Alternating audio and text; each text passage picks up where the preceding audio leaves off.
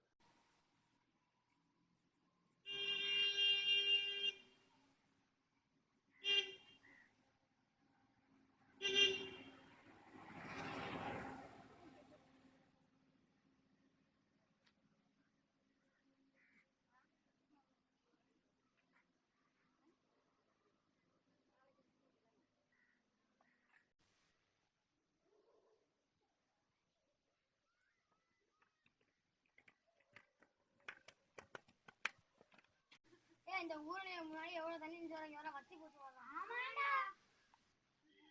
இன்னைக்கு ஒரு cricket match போடுமாடா? சரிடா, நீங்க எல்லாம் போய் கையில கூட்டிட்டு வாங்கடா, நான் இங்க இருக்கேன்.